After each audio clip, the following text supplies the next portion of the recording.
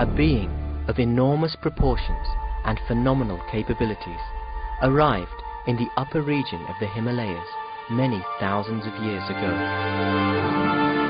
This being, who came to be known as the Aadi Yogi, or the first Yogi, transmitted the science of evolving human consciousness willfully to the Saptarishis, the celebrated 7 sages of seemingly celestial origin. These 7 sages, infused with the sacred knowing of Eastern mysticism that predates all religions, carried it around the globe, and to this day it continues to live and flourish in various manifestations and distortions. The spine of knowledge that the Aadi Yogi created remains a living force for enlightenment. After thousands of years, this timeless knowing still permeates almost everything that can be called spiritual on this planet. Today, close to 2 billion people worldwide are actively drawing from this spine of knowledge under different names, different forms, and different manifestations. In every part of the world, remnants of the ancient yogic wisdom are still practiced in its multifarious forms, irrespective of cultural or religious background.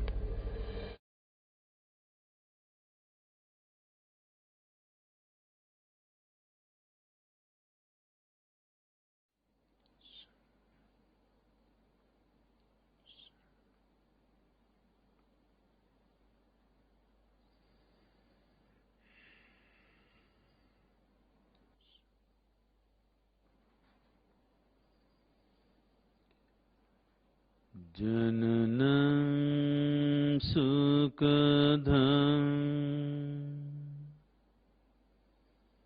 maranam karunam milanam maduram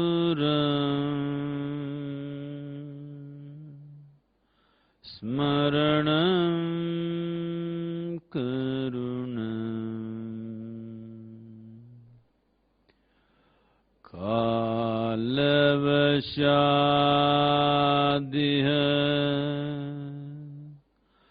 sakalam karunam samayadipate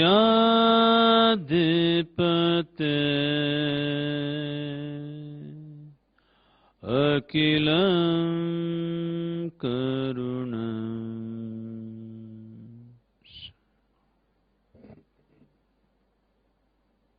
We as human beings, in our pursuit of happiness, have tried to alter our external situations in so many different ways.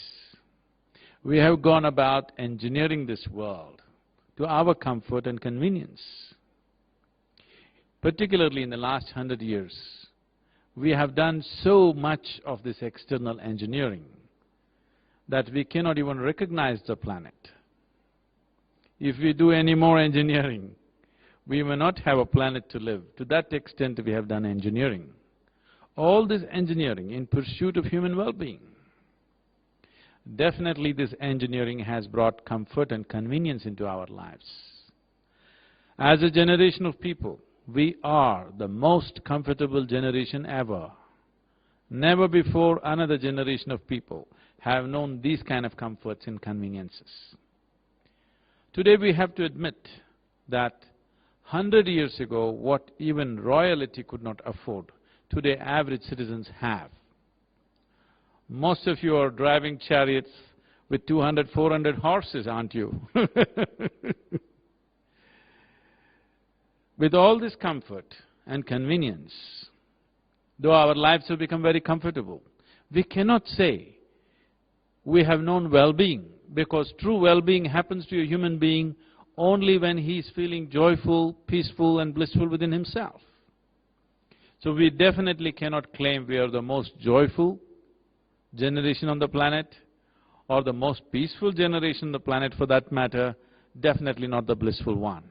In the very nature of things, no matter who you are, how powerful you are, You can never have the outside situations 100% the way you want it. Whether it's the largest situation of the world, or your nation, or your workplace, or even if you're just two people in the family, still outside situations do not happen 100% the way you want them. This is the very nature of life. We can manage them to some extent the way we want it, but never 100% the way we want it. I am glad the world is not happening 100% the way you want it. If everything happened the way you want it, where do I go? Where does everybody else go? We are glad it's not happening your way.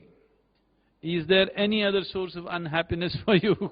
The only and only misery in human life is not happening the way you think it should happen.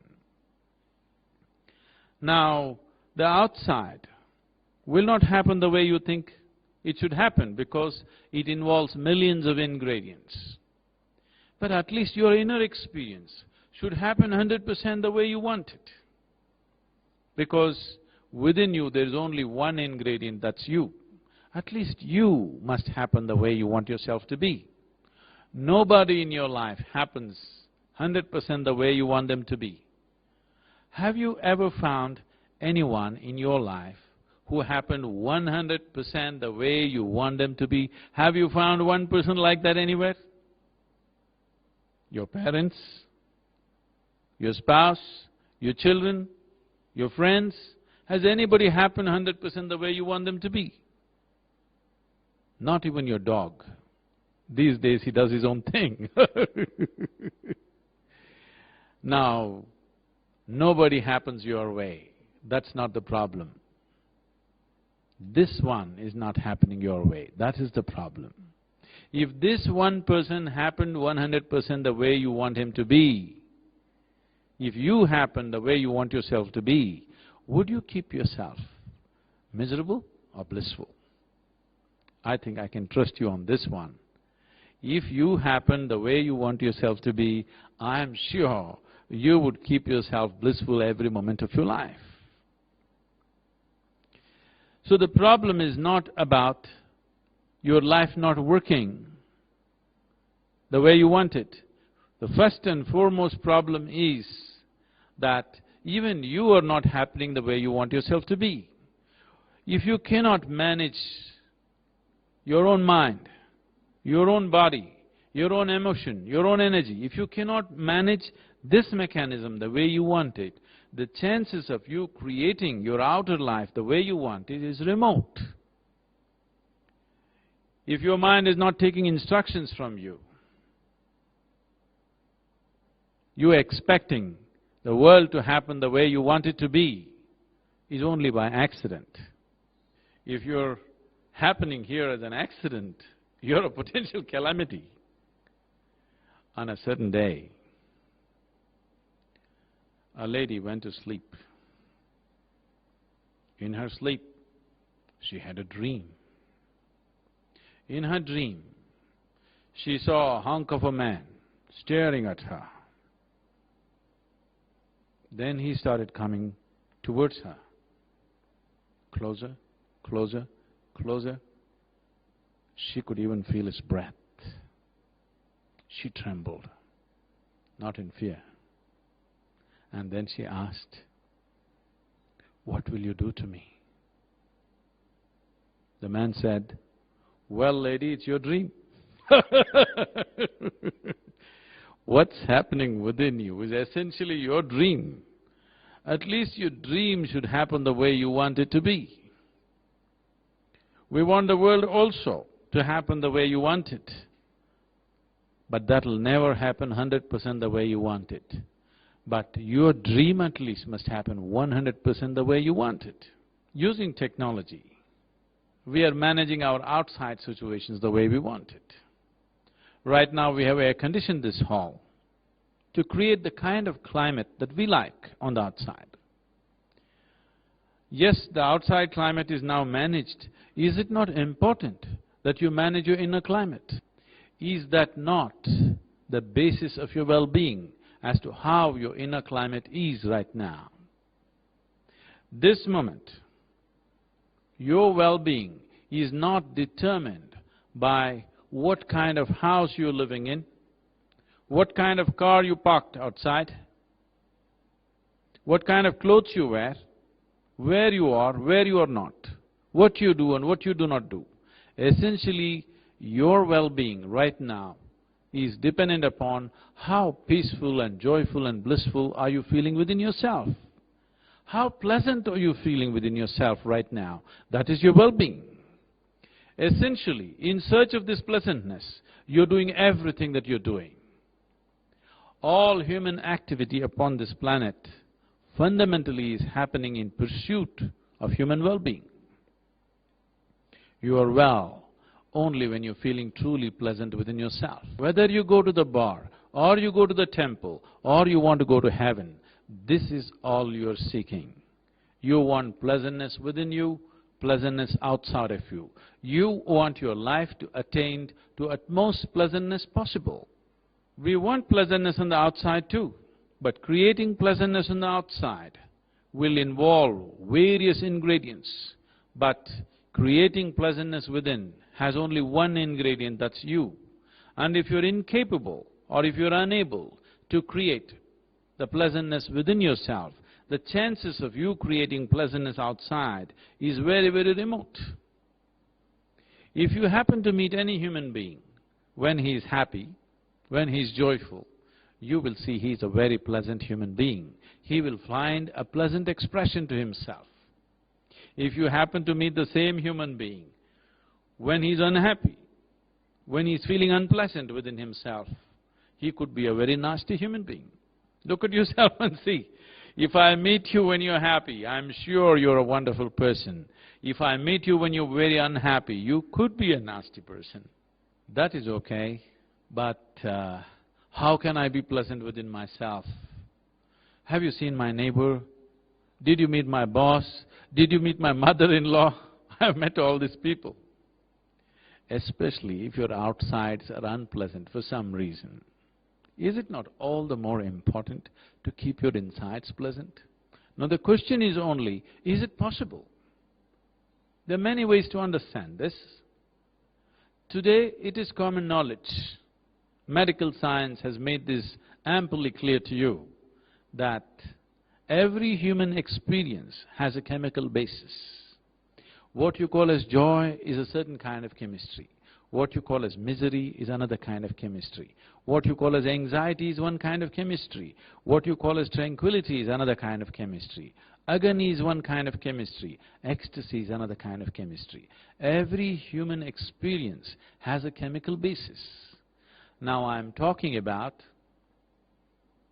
an inner technology, a technology with which you can create the right kind of chemistry, where being blissful is not because of any external reasons, because your chemistry is blissful. You have a chemistry of bliss.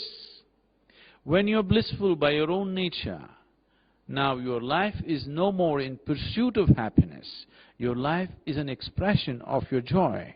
Your life is an expression of your blissfulness. This fundamental shift from being in pursuit of happiness to be an expression of your joy is something that needs to happen to every human being. This is possible only if we understand and if we strive, as we have strived to engineer our outside situations the way we want it. Should we not engineer our interiority the way we want it? Should you not become the kind of person that you really want to be? Without understanding the basics of this human mechanism, if we blindly try to do something with this, the chances of we becoming blissful by our own nature is out of question. This is like, you got into your car, you don't know what these three pedals are, you just kick any one of them whenever you feel like it. You know what a jerky driver you will be? Let's do a simple experiment. You try this experiment right now. Keep your 5 fingers together. Both these hands, place it facing down upon your thigh, gently placed upon your thigh, with your eyes closed.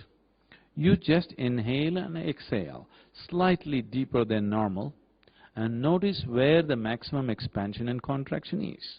You will notice the maximum expansion and contraction will be in the lower lobe of the lung, or you notice it in the diaphragm region. If you just turn your hands over, if you make your hands facing upward and do the same breathing, you will notice that the maximum expansion and contraction shifts a little higher up into the middle lobe region. Just turning your hand over, the very way you breathe is altering itself. This is not just about your breath. The very way the fundamental energies, the life energies function, are altering themselves just because you turn your hands over. How many times in a day do you unconsciously do this? Now, you're setting your energies into your turmoil, hoping to be peaceful, hoping to be joyful. Life doesn't work like that. In this planet, unless you do the right things will not happen to you. I'm sure all of you are successful enough to understand that with your career, with your business, and many other matters of the world, unless you do the right things will not happen to you. There was a time when many people believed that they could do stupid things and tell a prayer and everything will be okay. I'm sure you've evolved out of that. Unless you do the right things will not happen to you in this world. If this is true with the outside, why is this not true with the inside? On a certain day, a man fell into the septic tank. I want you to visualize yourself right up till here in filth. And he desperately tried to come out. He could not. After some time, he started screaming, "Fire! Fire!" Neighbors heard this fire call, called the fire brigade. The firemen came rushing, looked all over the place, no fire. Then they found this man in the septic tank and pulled him out of the filth. And then they asked, "Why were you screaming fire?" The man retorted, "If I said shit, shit, would you come?" Unless you do the right things will not happen to you. Now, what is the right thing that I need to do about my life? I got the right education, I got the right kind of job, I even believe that I chose the right kind of partner in my life. I fixed everything right, but still, I'm not joyful by the moment. I want you to look at this. I'm not saying there is something essentially wrong with your life. When you were 5 years of age, how many moments of joy did you know in 24 hours? Today, whatever the status of your life, how many moments of joy do you know in 24 hours? Has it gone up or gone down? At 5, if you were that joyful, by the time you're 30, you should have been ecstatic. But generally, just the reverse has happened. Not because there is something wrong with your life. There is nothing wrong with the content of your life. It is just that you are somehow trying to bullshit yourself into well-being. The source of joy, whatever experience happens in your life, happens within you. The source of joy is within you, but the stimulus is outside. This is like in 1940s, if you bought yourself a car, you needed 2 people to help you in the morning because it's push start. In 1950s, 1 person would do because it was crank start. Today, all your cars are self-start.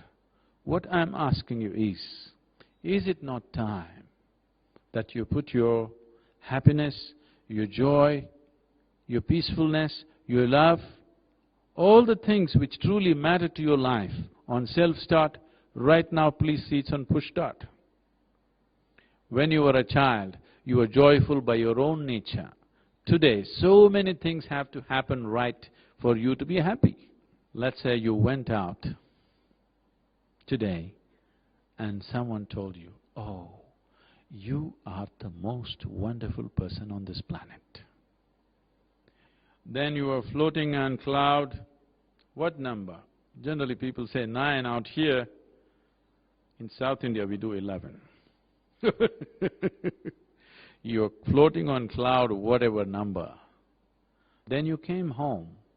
People at home told you who you really are.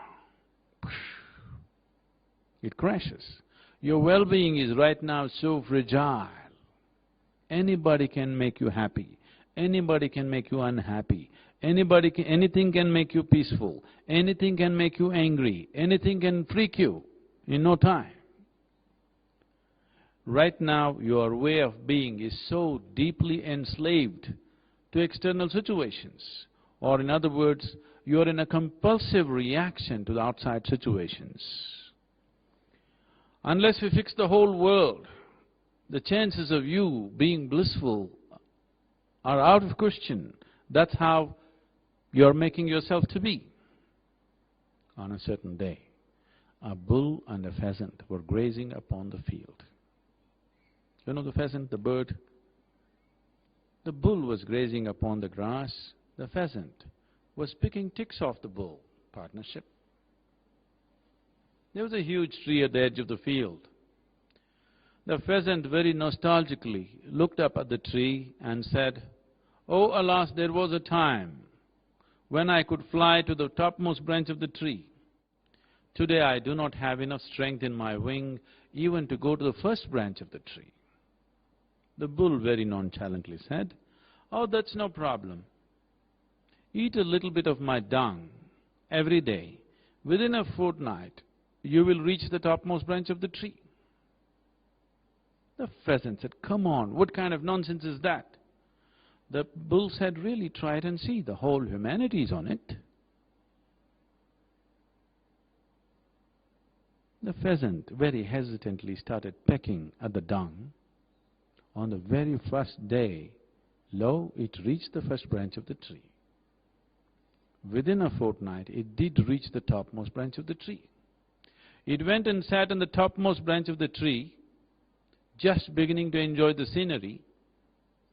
The old farmer who was rocking on his rocking chair saw a fat old pheasant sitting on top of the tree, pulled out his shotgun and shot the bird off the tree. The moral of the story is, many times even bullshit can get you to the top, but it never lets you stay there. So do not try to bullshit yourself into well-being by fixing this and that. If you want to be truly joyful, if you want to be truly peaceful and blissful, you have to see how this mechanism should happen. When your own mind is not taking instructions from you, where is the chance of you being peaceful or joyful? It has to be fixed from outside. Now this needs to be understood. What is it that you're striving for in your life? You want pleasantness within, pleasantness outside. If your body becomes pleasant, we call this health. If it becomes very pleasant, we call this pleasure. If your mind becomes pleasant, we call this peace. If it becomes very pleasant, we call this joy. If your emotions become pleasant, we call this love. If it becomes very pleasant, we call it compassion. If your life energies become pleasant, we call this bliss. If it becomes very pleasant, we call it ecstasy. This is all you're seeking. You're trying to achieve this in a million different ways, not realizing that the fundamentals of how you experience your life is happening from within you. When it comes to outside situations, each one of us are differently capable. But when it comes to inner situations, all of us are equally capable. What we can do on the outside is different from person to person, but every one of us is capable of being blissful and ecstatic by his own nature. Because where this is coming from, the source of who we are, is not different between one person and the other. You are as capable as I am when it comes to the interiority. When it comes to the external, each one of us is differently capable. What you call as my body right now, This body is just an accumulation of breakfast, lunch and dinner. This is a heap of food, not a pleasant way to describe you. This is a heap of food, or this is a piece of earth that you gathered over a period of time. What you call as my mind is a heap of impressions. Now, this accumulation, how it happened? If you eat a banana right now, in the next 4 to 5 hours, this banana gets transformed into a human being within you, isn't it so? Who can make a banana into a human being? Right now, such a phenomena that you can make a banana into a human being is happening within you, but unconsciously. If you could only consciously transform this banana into a human being, you are the creator. This is the opportunity and possibility that you have in your life. You can either exist here as just a piece of creation, or you can exist here as the creator of your life. Now, we are not talking about a belief system. We are not talking about a philosophy. I'm not talking about a teaching. This is a technology. As there is a technology to create external well-being, there is a whole science and technology to create inner well-being. As we are striving to engineer the outside world, if we do not engineer the interiority the way we want it, all the blessings, all the wonderful things that technology and engineering has created will go waste, because we will have the world the way we want it, but human beings are not happy. Human beings have no sense of joy or fulfillment within them, because that is never going to happen by fixing the outside. By fixing the outside, our life can become comfortable, convenient, but it will not bring joyfulness or blissfulness or fulfillment into our lives. That will only happen if we fix the interiority. And inner engineering is a possibility of you finding access to that source of creation within you, which makes a banana into a human being. If you have access to that, do you really have to be concerned about your health, about your well-being, or any other aspect of life?